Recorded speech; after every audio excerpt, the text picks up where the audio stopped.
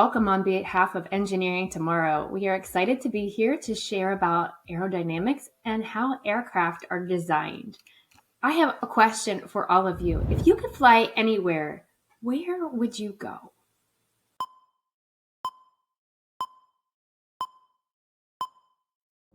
Now, stop and think for a minute. How are you going to get there? Which kind of plane are you going to take? Is it going to be a fast one or a slow one? Does it have a lot of drag or just a little bit of drag? Well, today we're going to talk about all of those different aspects. Before we begin, let me give you a quick background about who I am in my journey as an engineer.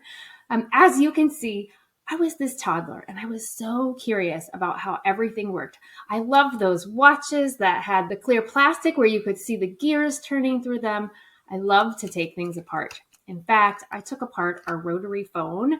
I unscrewed the sides and then just checked out how all the wiring was all connected. But you guys, the worst thing that I actually took apart was our car door. And I'm sorry to say, I was probably 8 or 9, and my mom actually had to hold the car door shut with her arm and drive us home. It was not a good drive. However, I wanted to take this curiosity and use it for something bigger than myself. And so I had chose to go into the space program.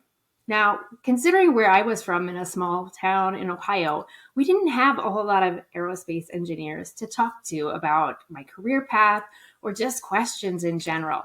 So I did what anyone would do back in the day, and that was I looked at universities that would maybe help me achieve my dreams. I looked for one, a college that had really good engineering. And then 2, which ones had a whole lot of space people coming from them, how many astronauts had come from them, etc. And so I settled on Purdue University. At Purdue, I studied aeronautical and astronautical engineering, and I did this wonderful thing called a co-op program. Engineering students across the country to be paired with different companies where you get to start working an engineering job right away while you're in school.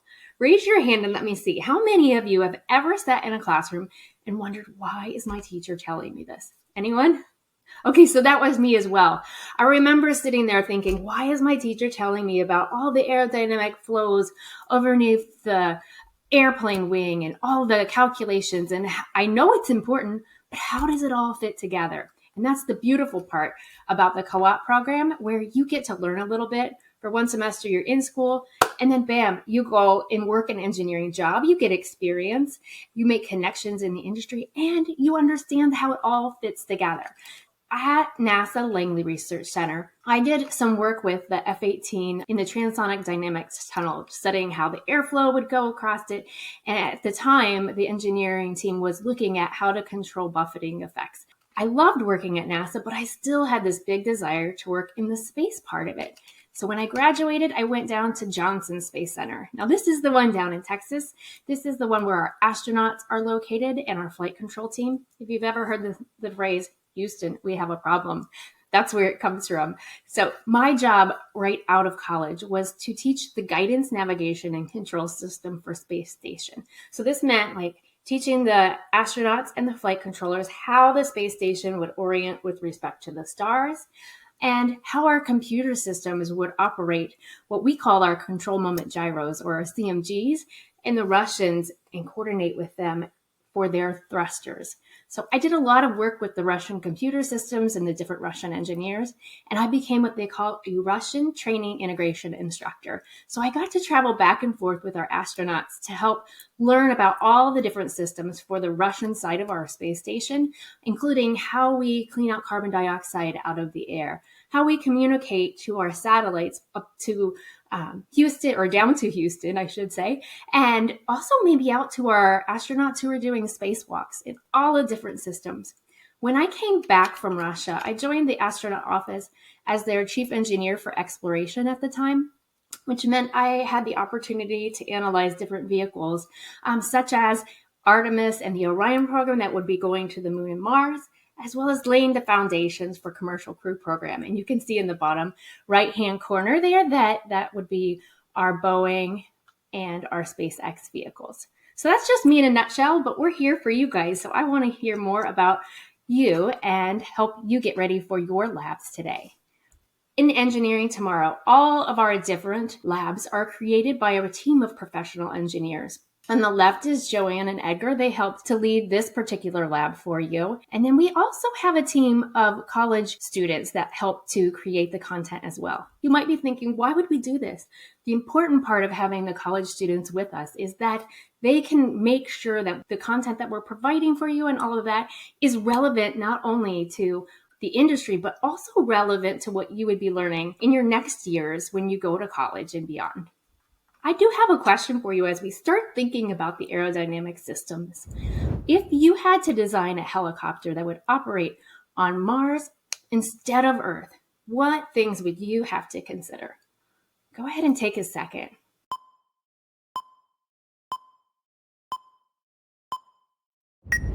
The challenges are many.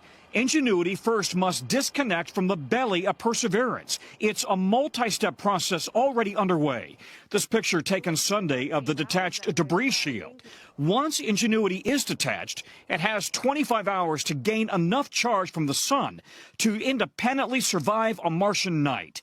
Then there's the challenge of actual flight. Mars' atmosphere is only 1% of Earth's atmosphere, so engineers had to develop a special twin rotor system that could provide the necessary lift to get airborne.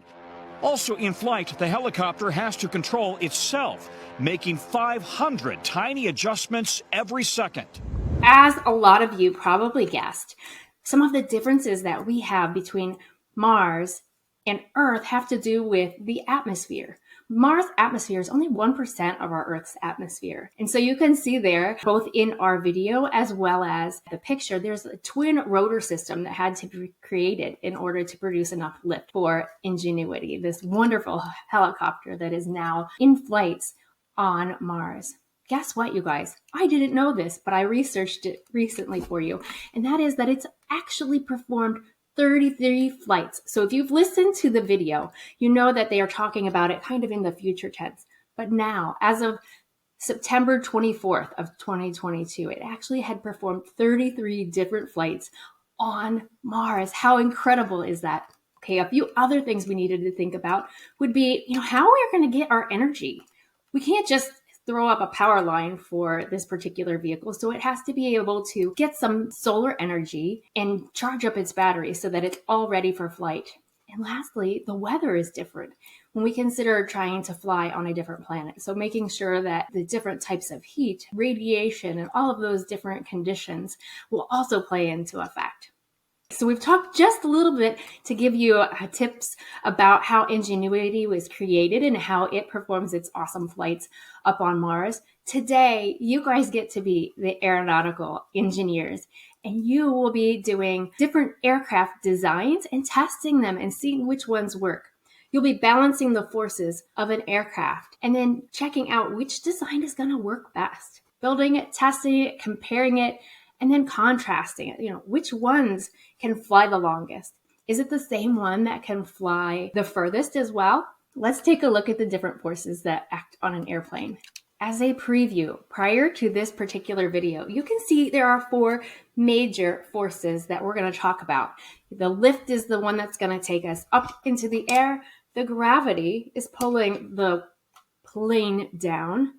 Drag, pulling us back, and the thrust moving us forward. Take a look at this quick video.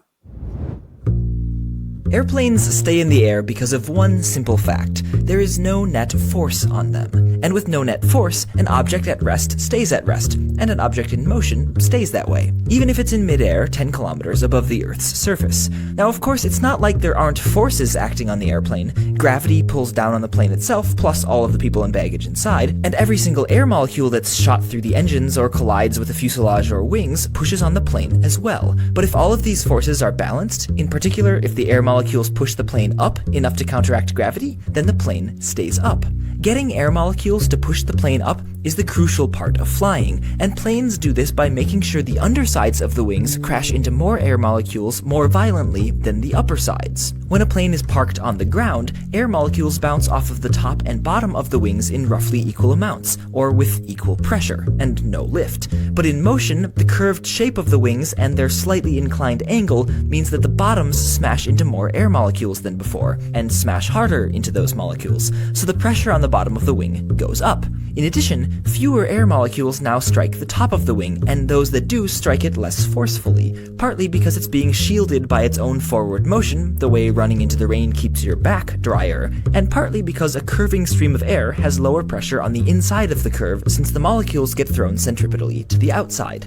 But whatever the reasons, the pressure on the top of the wing goes down. So low pressure or less downward force on the top, plus high pressure or more upward force on the bottom, and the plane has lift. And if the force imbalance is big enough, it can lift the plane up into the air against gravity. Now, all this crashing into air molecules to lift the plane also pushes to slow the plane down, which it would if not for engines. Engines also push air, in this case backwards, either via a propeller or a jet driving a propeller. For various reasons, it turns out that you want to have a really big propeller driven by a really small jet for the most efficient engine. But even in inefficient engines, the spinning fan blades generate their thrust, which is essentially horizontal lift, by moving quickly through the air with a curved shape and a slightly inclined angle. They're essentially mini wings. And so an airplane is essentially a meta wing. It flies by moving mini wings fast enough to push air molecules backwards, which moves the plane forwards fast enough that its big wings push air molecules down. Whoa.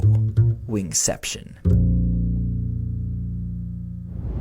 So I hope you enjoyed that awesome video. It does describe how the different forces act on our planes.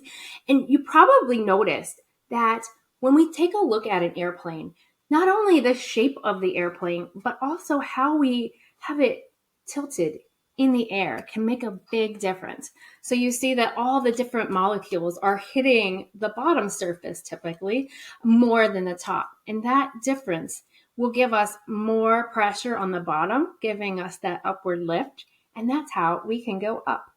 Let's take a look at each of these in a little more detail. So we have our weight, that is the result of the force of gravity. We have the thrust. Now, you guys, this one used to bother me just a teeny bit when I was in college. We have the engines that are pushing the, explosions, if you will, backward. However, we're showing thrust on the diagram forward. So I'm guessing you all know for every action, there's an equal and opposite what? That's right, reaction. And so that reaction is what's actually taking us forward. So on your diagrams, you'll notice that the arrow forward is definitely our thrust from our engines. And then lastly, our drag and our lift caused by the movement of air. So these two I kind of combine together here, you see, because if we're just sitting on the ground, drag and lift aren't really being a factor for us. But if we're moving through the air, the fact that the air can go across the different parts of our wings is what's going to give us the lift and drag. Taking a closer look at weight and knowing that we have challenged you today to be an aeronautical engineer, what would you do to make your plane fly easier? How can we counteract that weight? Also, if there was a way to reduce the weight of a plane structure, would we need more or less fuel to fly the same distance? What do you think?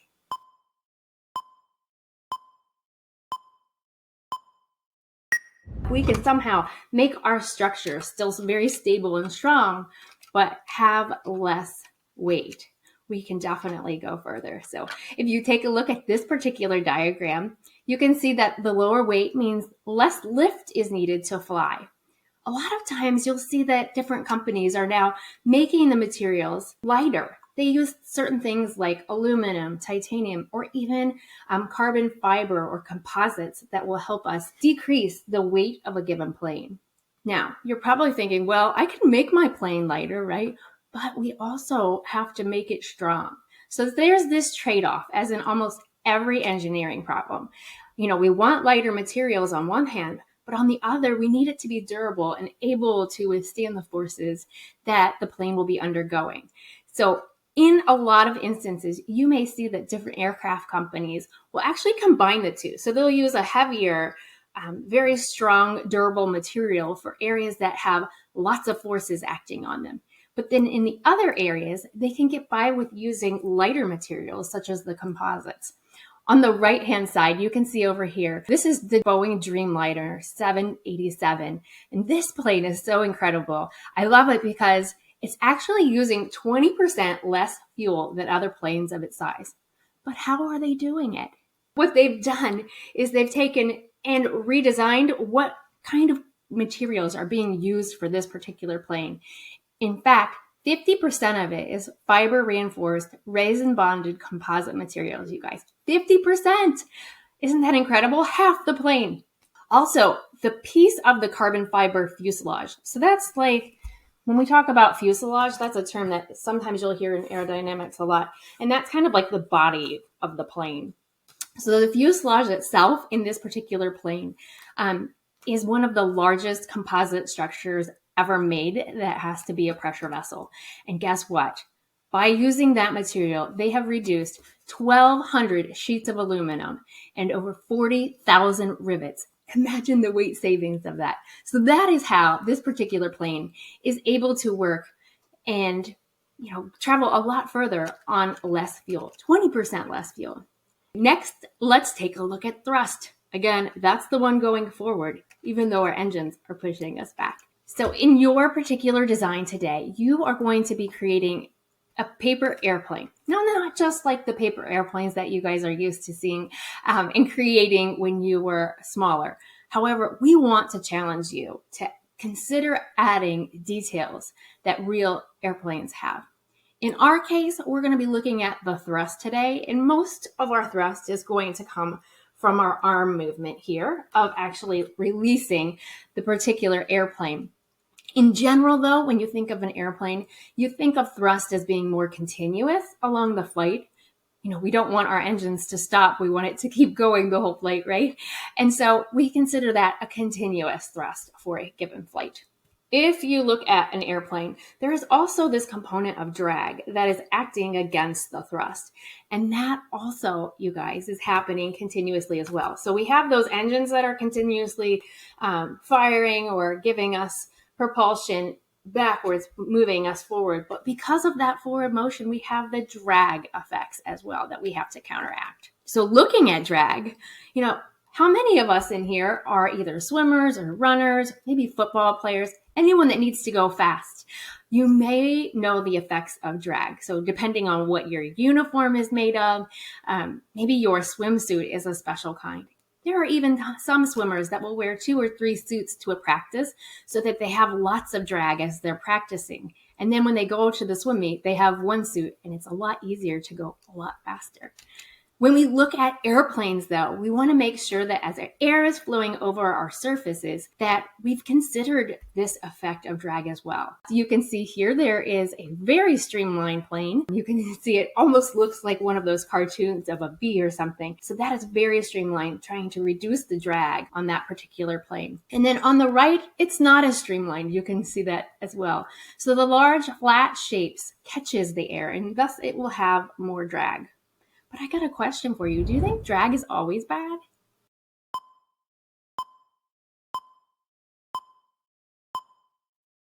It's not always bad. For us, if we're trying to get our plane to fly as far as it possibly can, that's not good for us. However, there are times when aeronautical engineers or astronautical engineers might want to use drag to slow a vehicle coming down into the atmosphere.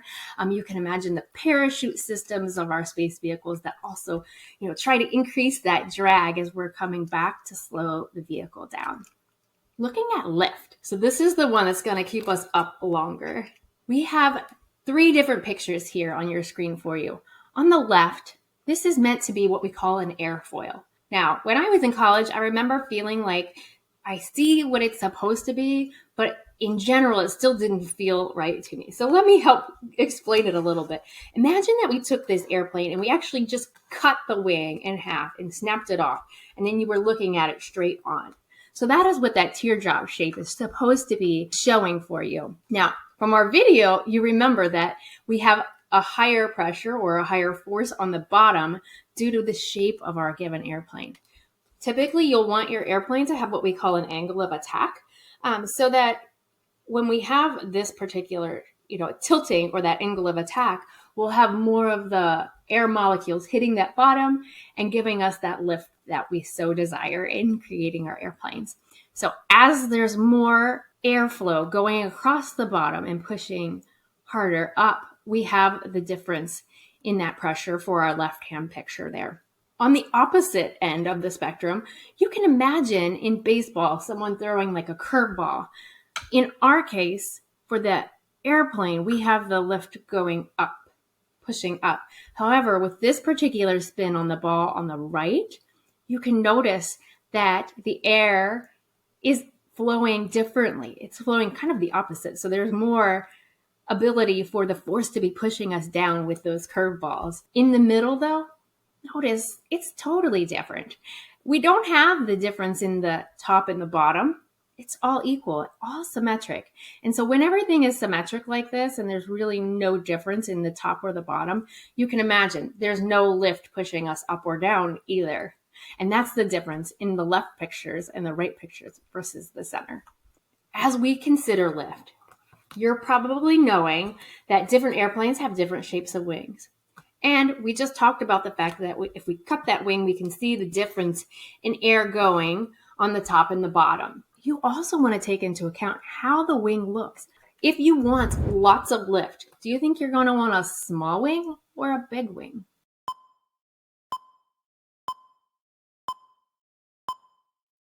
We want more surface where that air can hit the bottom and provide that force of lift for us. As you're creating your particular designs today, I want you to consider though, do you want to have your wings just straight out symmetrical? Do you want to consider having swept back wings? Or do you want your whole body to be a lifting body? Keep these questions in mind as you are going to start designing your own. And you'll have to do 3 different ones. So maybe as you're thinking, maybe you can do 2 different ones, 2 very different looking planes, and see which one is going to work best for you. Now, we've talked about all the forces. You've seen the video. Let's try to put it all together. All right, so taking a look at the plane on the left and the plane on the right, which one do you think is going to fly faster?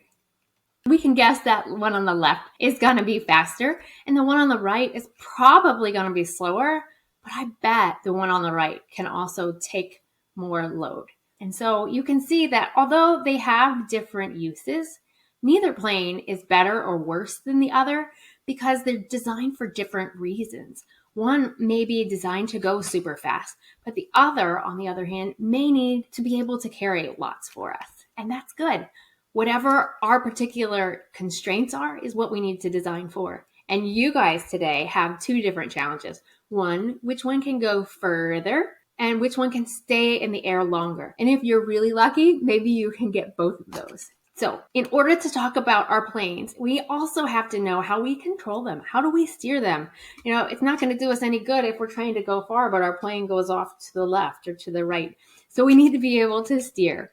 There are 3 major terms that we use in aeronautical engineering or astronautical engineering, and that is roll. Imagine watching Top Gun and they're doing like the barrel rolls. That's what I think of. So you're just going right along the horizontal axis. Roll. Yaw, you're turning left and right. And then pitch. You're going to pitch up. We're probably taking off or something to that effect, right? And then if we're landing, we want to go down. Obviously not too steep because we want to let that come back out. So you pitch, roll, and yaw. All right, so how are we going to do that for our planes? Let's take a look. This diagram is inside your workbook, so I'm not going to read every step by step to you, but I do want to challenge you. Notice that there are like the elevators in the back, the rudder kind of in the middle. I think of it like a boat rudder to help that yaw steering, the leading edge flaps, which can be added, and the winglets out here on the edge of your plane. As you're creating your plane, what kind of wing surface do you want? These are also control surfaces, believe it or not, and the fact that that's where the most of our lift is going to come from. So I'm going to challenge you, at least one of your planes, if not all 3. Try to incorporate some of these different control surfaces and see which one works best for you. Now, let's get right to it. You will see in your workbook 3 different sites, the Fold and Fly, the Iowa State, and the HQ. You are welcome to go to any or all of these. Definitely check them out. Now, knowing that we're going to be testing our airplanes several times, we probably want it to be pretty durable, right? So I am going to choose a plane called the Hunter plane, and I'll show you here why in just a second. Here is one of my hunter planes, and I'm going to show you how to create it. Notice that the nose is very stiff. There's a lot of stiffness there so that when I fly it, if it hits something, it's not going to get damaged to the point where I can't reuse it, because we are going to test this multiple times and make sure that we're recording all of our information in our workbooks. So we'll do that in just a second. I want to make sure that you know that not only are you creating one, but 3 different types, and your task is to maximize distance, time in the air, or both. Here are just some examples. Again, these are all inside your workbook, so feel free to check those out when you have a second. And let's get started. Hi guys, I am ready to show you how to start making the hunter plane that we talked about. Again, I really like that plane because of the stiffness. I've tried to use some colored paper because I think it's the easiest way to see how to fold. You're welcome to grab a sheet of paper out and join me in making the hunter, and it could be one of your 3 if you like. So let's get started. Here we go. Hopefully with the hash marks, you'll be able to see my folding. I am going to fold down about a third of the paper there. Notice that there is this nice fold. However, I'm going to fold it again. So number 2, fold right here. We're looking a little bit like an accordion as I get this. And again, one more time, right down so that it becomes nice and thick. Now here's where the thickness can kind of hurt us a little bit because it starts getting hard to go straight down the center there. Here we go. Now, once you have that fold, we're going to flip it over. And that fold is now going to become the nose of our plane. So we start folding our airplane. Notice that I'm kind of making something similar to like a blended wing body where the entire surface is the lifting structure. You can make yours a little more or a little less, whatever feels natural for you guys. And here is now the nose.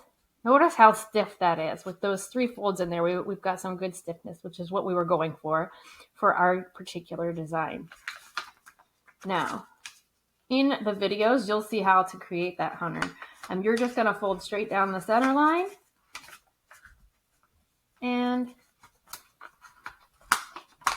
again, that thickness can be a blessing and not. There we go. Here, I started altering mine slightly. You'll notice that I added some tape to help hold the sides together. However you see best for yours. I know some people have added just the part of the binder clip here. Whatever works for you. You don't even have to attach it, but it just seemed to work better for me. And then we start bending out our wings. Now again, how much of the surface do you want to be wings? Do you want the whole thing to be the lifting surface?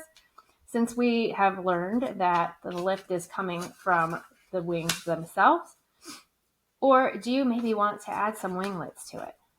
Let's add some of those. Let's be crazy, right? And we'll add some winglets there for us. Notice though that I do have quite a big lifting surface. My very first one, when I ever made the first one, I only had this much where I really made some pretty tall winglets. So I kind of like it like this.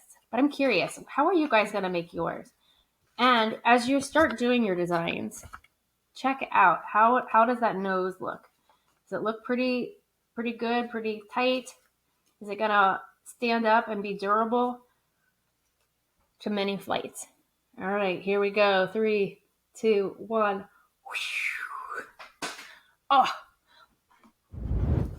All right, guys, how did creating your hunter planes go? Did they work for you? Are you able to use them multiple times with that stiff nose?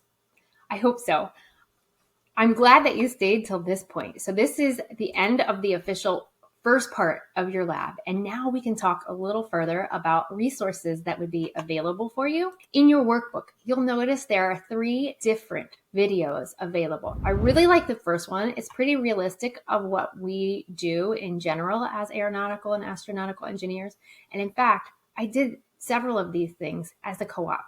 On the right-hand side, this third video has some information about flying cars. It's really neat. However, just know that the voice sounds a little bit robotic. I hope you've enjoyed this particular lab. On behalf of Engineering Tomorrow, I want to thank you for your attention and good luck designing. I can't wait to see what you make. Thanks.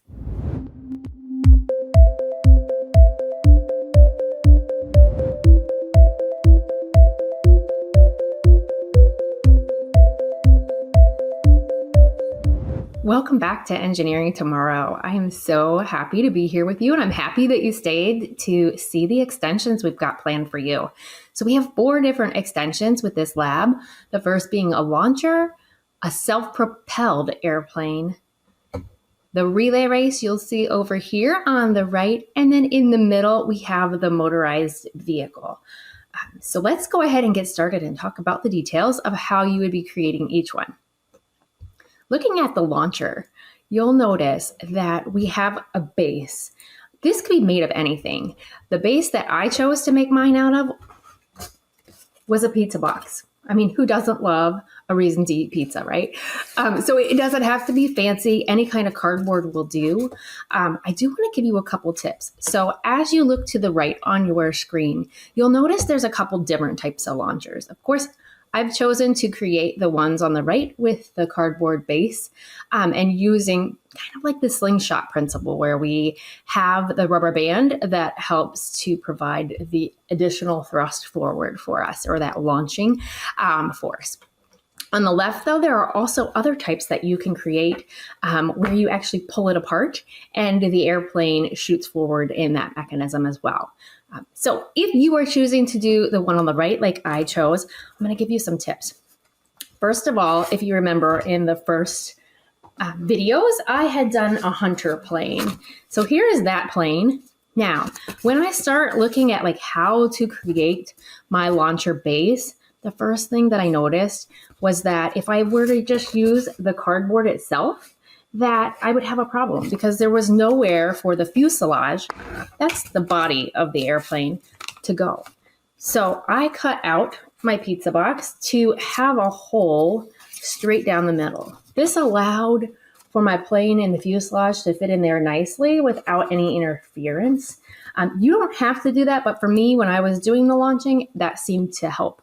All right, one other tip as you guys get started. So you'll notice on that right, we also have some cardboard pieces that kind of helped to give it a little bit of angle of attack. We want to make sure that we're getting it up into the air and we're not going to just drive it straight across the horizon. So in order to do that, there's a couple ways you could do it. I have created from the side of my pizza box, and I loved using that because if you cut down the flaps that kind of fold down and shut your pizza box, they're all the same size. So that was perfect. I didn't have to worry about the symmetry. I would know that it was going to work. So I cut a slit, kind of like those paper dolls or paper action figures you would see when you were younger. And I cut the slit so that I could just go ahead and stick that part in. Now, guess what? Here's one tip that I noticed. If I did it like that, you'll notice that it kind of rotates and falls flat. So what I did, going back to, our childhood, I cut a slit on this side as well. This one works so much better because it will then fit in both sides and you'll be able to have a nice straight perpendicular part. So those are my tips for this particular one. As you start launching it, I want you to think about like how you're going to launch it and how accurate you're going to be. If you remember from the main portion of the lab, you're trying to figure out where your plane gets the best accuracy and the best precision. So in your lab notebook, you will be drawing or pulling over these X's and placing it on the target to show where you landed. Again, we're hoping for the best accuracy hitting the middle of the target, as well as the best precision where it's all happening together. In an ideal world, we're going to be the one on the bottom right. So good luck on this extension. I can't wait to hear how yours goes. All right, here we are at extension number 2. So our self-propelled airplane. As you can see from your kit, you will be getting a propeller to make your airplane. You're probably wondering, how am I going to do this? So if you're thinking back to the main lab, which I hope you are, you're remembering that there's something that's really important for us to get a lot of lift, right? The lift comes from the shape of our airfoil, or in our case, how our plane looks. And so you can see the airfoil here on the screen. It's that shape of the paper on the side of the airplane. So you want to make sure you have a good lifting surface as you do this. So a nice wide airplane wing, and you may even want some additional lift towards the back to help counteract the heaviness of the propeller. It's all about balancing those forces, right? So let's take a look exactly what you're doing. So as I created my particular plane, I'm going to hold it up here. You'll notice that you're going to be connecting your propeller to your rubber band. Now, in the videos that are in your workbook, they do suggest that you put your rubber band through a straw in order to kind of help keep the friction low in case any of that rubber band is maybe touching that wood there. So I just wanted to point that out to you. Mine is not, because I wanted to be able to show you kind of what you're doing. As you rotate your propeller, you're going to like be adding and adding and adding rotation there. We have a couple types of energy. Do you remember the one that's the stored energy? Okay, so we've got a lot of potential energy in this, right? Very good. When we let this go, at the same time, we want to be giving it the force forward. That's going to take our plane forward and get that airflow going over our wing in order to get additional lift. So this is going to be what you're going to be creating. Again, notice all of the kinks in my rubber band as I have rotated it. As I let it go, you'll notice the propeller goes pretty fast. A couple other things that I added to mine. I added some straws across the wings too. If it was just the paper, I felt like it was a little flimsy. And I really wanted some good stability for my plane, both controlling it left and right as well. But also because I didn't want, the wings to be bending down and all of that. So as you're making it, you're going to want to make, 2 layers, one for the upper part of the airfoil or the upper part of the wing, and one for the bottom. I've left mine open so that you could kind of see how I have those stringers and stabilizers going on inside that wing though. So it's going to be exciting. As always, we have in our workbook a video for you to watch in how to create yours. But if you've watched me, you probably already have some tips and ideas of how you'll be creating it. Keep in mind, all of this is balancing forces. So with that additional weight of that propeller, how are you going to balance it? Are you going to add additional mass to the back? Things like that. Keep those in mind. And some tips again about feeding that rubber band through a straw and winding up the plane and throwing it. So good luck with this particular extension. I think you're going to really enjoy it. You stayed for the third one. I'm so glad. So the third one is take whatever airplane you created. Maybe you got the Hunter. Maybe you have the Hunter and the launcher. Maybe you have the propelled plane, or maybe you're going to use all of them. I'm not sure. Whichever one you decided to use, go ahead and form teams in your class. As you do this, you'll notice there's a target. The target that we provide you actually has some scoring, like how good are you? Are you getting the center? If so, you're going to get 7 points. If you're a little further out, you're going to get less points. And the goal here is to have as many points as possible at the end of 2 minutes. So if your teacher is willing to do this, give them a round of applause, because that's a lot of activity going on in their classrooms. But how awesome for you. You're learning so many different things about aerodynamics and how to balance those forces and how to be accurate and precise. So good luck. Notice here, this person has their launcher. These people don't. It's whatever you have designed. I'm curious, whose is going to be the best and most accurate? Good luck, you guys. High five. I'm so glad that you guys stayed for the fourth and final extension. For me, I think we've saved the best for last, because this one here is called the Power Up 2.0, and it will be an electric motor that you get to attach to your airplane. Now, I challenge you. I would love to see you guys actually use whatever airplane that you had from the main lab and use the 2.0 with it. See how it works. You may have to make a few adjustments. So in my case, I could add the Power Up 2.0 directly to my airplane, the Hunter. Now, whoop, it about jumped out of my hand. I would have to make a few adjustments. What adjustments would you recommend? Notice that for my particular Hunter, the propeller's inside the airplane, right? So I probably need to cut off a little bit in order for the propeller to be at the back end. That would be one adjustment that you might make to your airplane. Another one is because the Power Up 2.0, this motor here in the front, is heavy, you might find that as you start to launch your aircraft, let's imagine if something's heavy, what's going to happen to that front part? Yeah, it's going to nosedive. And so you may have to make some adjustments to the back. You'll notice on the screen here that we have a couple elevators to kind of help counteract that and give a little additional balancing for your aircraft. So those are some adjustments that you can do directly to your airplane. But now I want to get into the details of what the Power Up 2.0 is and how you're going to use it. So here is the battery pack. You'll notice here, there is a charge side and a discharge side. The charge side, obviously, we're going to go ahead and connect our motor to the charge side. Notice that it's not moving yet, right? Okay, here we go. And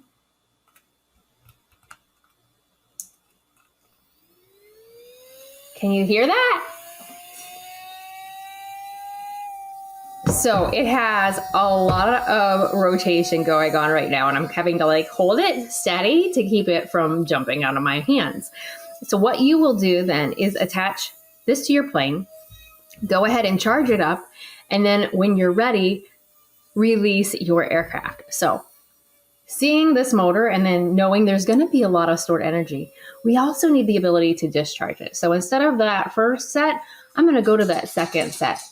And look at that. It stopped immediately. Let me show you slowly again. Charging. Notice it's going. And discharging. It stops. So those are kind of the things to know about how we're going to charge up our small propeller.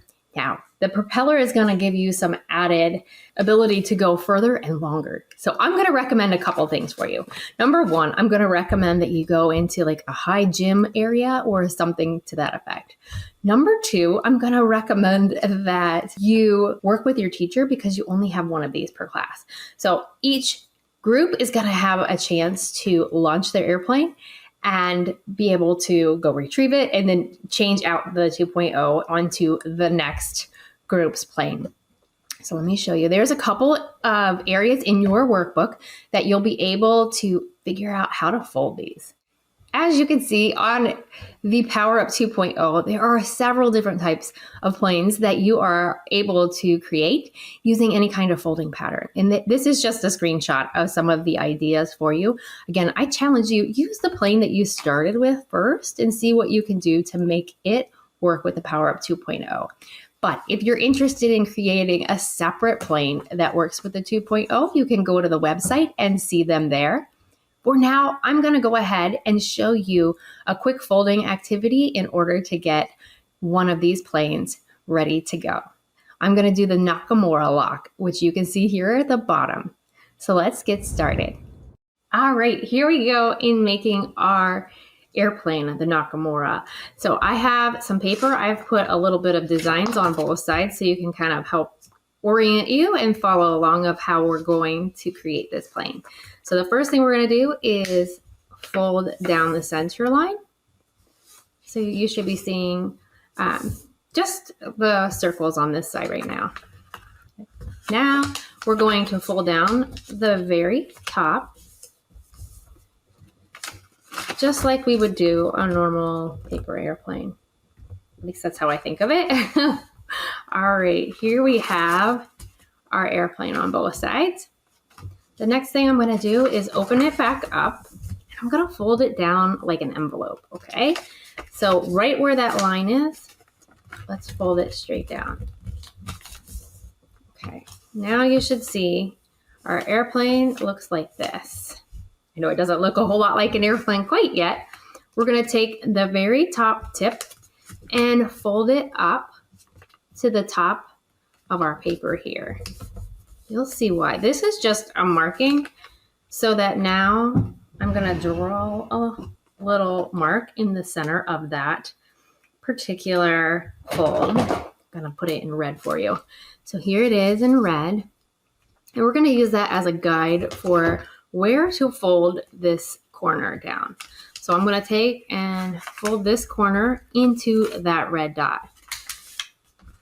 You should be seeing that it starts looking a little bit like a trapezoid. You'll do the next thing with that other side. And so here we have our trapezoid. Almost a trapezoid anyways. All right, so this next part, I'm gonna draw right on the bottom part of our envelope. Notice that what I'm gonna do is I'm gonna lift that up. Guess what? That's gonna lock in those top pieces. So now we have that particular part of the aircraft. And the next thing we're gonna do, you're probably seeing it here, we're gonna fold it down the center line. Notice how that's locked in now. See that? Okay, so with that locked in, we're gonna go ahead and fold down the sides.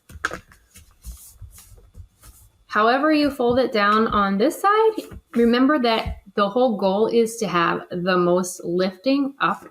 And so we want our aircraft to be lifted. So turn it to the next side and be symmetric. Of course, symmetry, as we talked about in the main lab, is super important. So making sure that those line up nicely. Here is our Nakamura plane. So you can kind of see it, how it looks there. The next thing you're going to do is to take your 2.0. Here we go, right? The exciting part. All right, so for our 2.0, I'm going to use, let me see if you can see there. There's these little prongs that go. So those prongs, I'm going to slide into the aircraft right here.